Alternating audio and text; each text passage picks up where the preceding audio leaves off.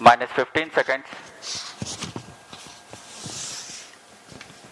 10, 9, 8, 7, 6, 5, 4, 3, 2, 1, L40 0. stages are ignited.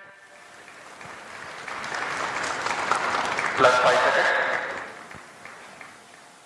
Lift off normal. Magnificent seconds. liftoff of GSLV tracking. F-15 NVS-02 mission. 100th launch tracking. mission of ISRO embarks on its journey. Tracking. Plus 20 seconds. विहंगम दृश्य सफलतापूर्ण उत्थापन GSLV F-15 rocket का चारों L40s तथा core booster S-139 वर्तमान में प्रज्वलित हैं और यान को उद्दिष्ट कक्षा की ओर लेके जा रहे हैं. An eastward mission launched at 106 degrees azimuth. Plus 40 seconds. GSLV core S-139 and the 4 L-40 strap-ons thrusting simultaneously. Cumulative thrust is 7,535 kilonewtons.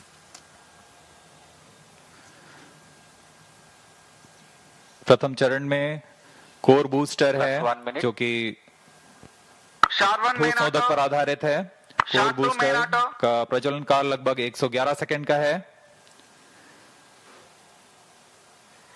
इसके पश्चात भी L40 जो स्ट्रप-ऑन बूस्टर्स हैं उनका प्रज्वलन लगभग 50 सेकंड और आगे चलेगा. इस तरह लगभग 150 सेकंड्स पर प्रथम चरण का प्रज्वलन काल समाप्त होगा.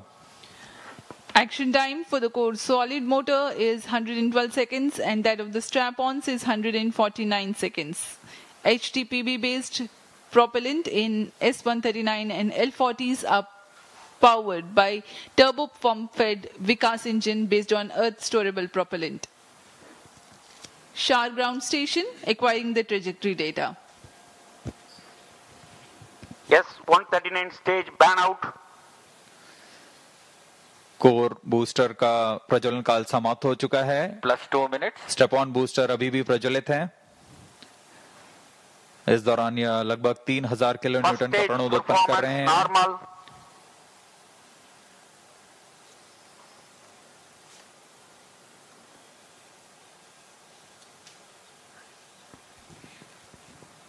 कुछ ही क्षणों में L40 स्टेप ऑन बूस्टर्स बंद हो जाएंगे और GS2 द्वितीय चरण का प्रज्वलन शुरू होगा.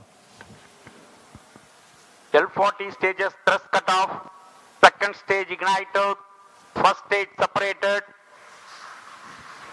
Interstage separated. Closed loop guidance initiated. Current altitude is 81 kilometers. We are 169 seconds into the flight. Second stage performance normal.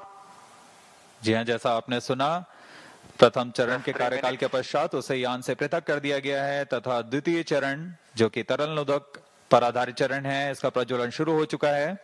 यह लगभग 141 सेकंड का प्रज्वलन काल है. इस दौरान यह लगभग 846 किलो न्यूटन का प्रणोद उत्पन्न कर रहा है.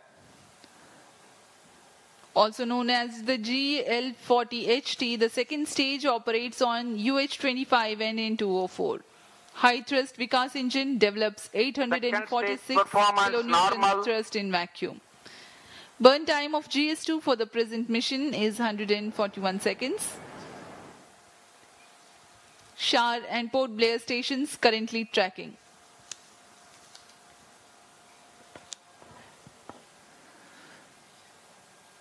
द्वितीय चरण का प्रज्वलन जारी है.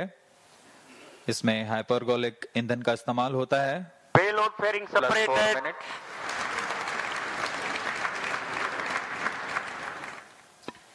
Shielding of the spacecraft from atmosphere is no longer necessary. The current altitude is more than Second 100 stage kilometers. performance The normal. payload fairing has been separated. Shar and Port Blair ground stations continue to track. पूर्व निर्धारित तरीके से 115 kilometre की ऊंचाई प्राप्त कर लेने के पश्चात ऊष्मा कवच को यान से पृथक कर दिया जाता है.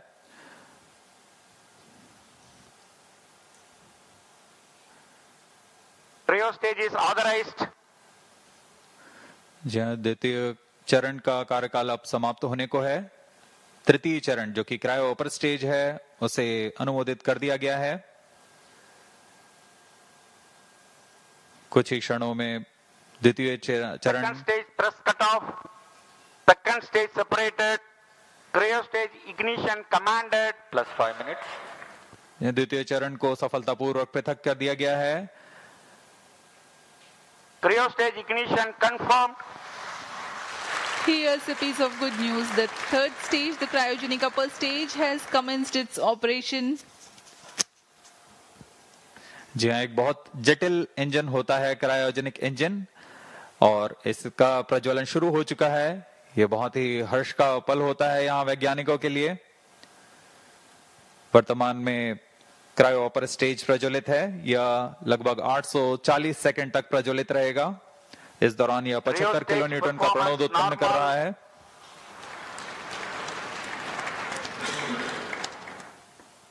We are 345 seconds into the flight.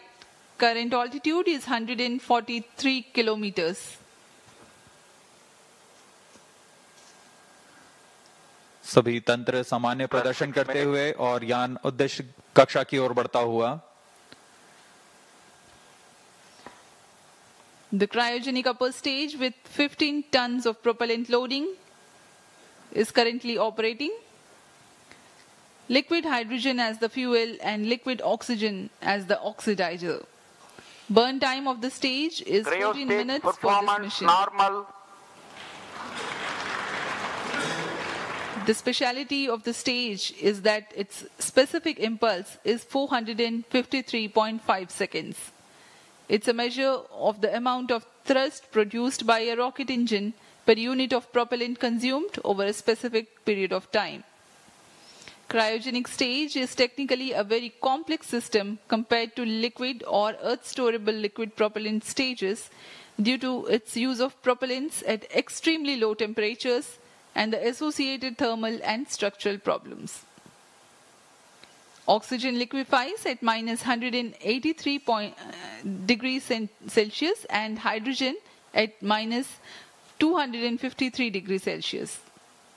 The propellants at these low temperatures are to be pumped using turbopumps running at around 40,000 RPM.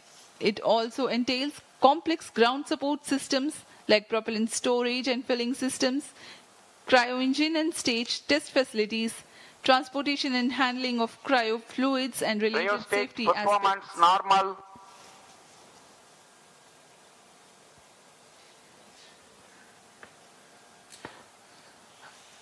अब हम उड़ान से लगभग 460 सेकंड दूरी पर आ चुके हैं। वर्तमान में यान की ऊंचाई 149 किलोमीटर तथा सापेक्ष गति 5.26 किलोमीटर प्रति second.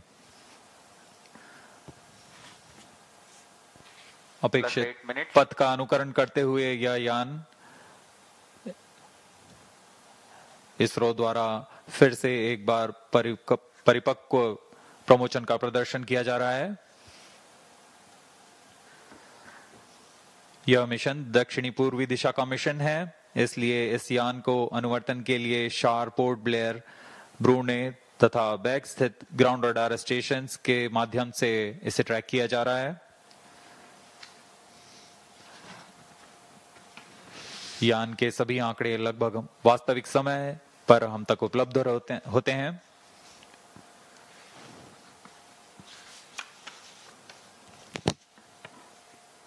Cryo stage performance normal. वर्तमान में शार तथा पोर्ट ब्लेयर स्थित रडार स्टेशन हम तक यह आंकड़े उपलब्ध करा रहे हैं।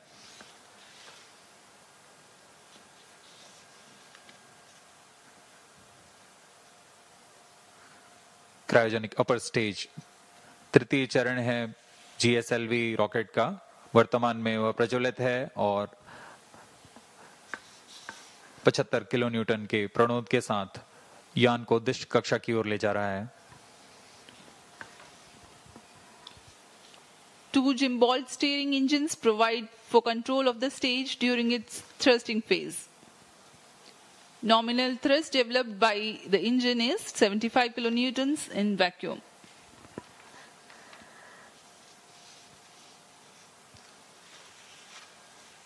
यह प्रज्वलन काल लगभग 840 सेकंड का होने वाला है।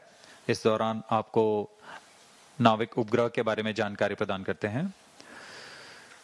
नाविक नक्षत्र मुख्यतः 2 तरीके की सुविधाएं प्रदान करने के लिए सक्षम है: मानक स्थिति निर्धारण सेवा तथा 10 प्रतिबंधित सेवाएं। प्रारंभिक सुविधा क्षेत्रों में 20 मीटर की स्थिति विभेदनशीलता तथा समय परिशुद्धता में 40 नैनोसेकंड की परिशुद्धता के साथ इसे